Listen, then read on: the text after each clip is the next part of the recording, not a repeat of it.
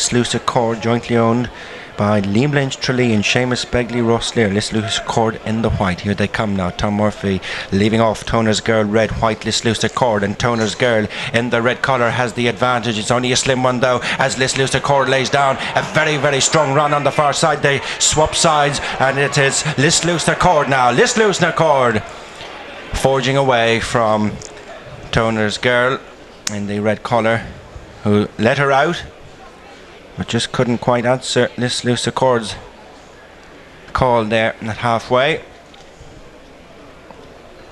12:73 the time, which was quick.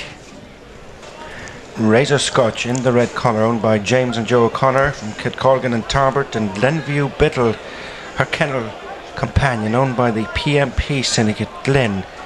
These two bitches both trained by young Patrick O'Connor, and early advantage there, the white collar Glenview Biddle. Glenview Biddle with the advantage from Razor Scotch as they climb the hill. Glenview Biddle still consolidating a few lengths lead as they head now right to the top of the field, and it's the white collar Glenview Biddle who will put out her kennel companion Razor Scotch, who just might have lost every chance that she had at the slips in the time there of 12:86.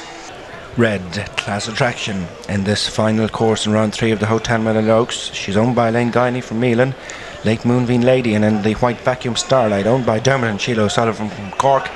Here comes now this closing course, round 3 of the Hotel Manila Oaks. Red is Class Attraction, white Vacuum Starlight. It is just with the advantage, Class Attraction, but only just. Vacuum Starlight's not done with on the inside, but Class Attraction, as the hare drifts right over towards the stand side. Both have gone inside, but Vacuum Starlight has now come online.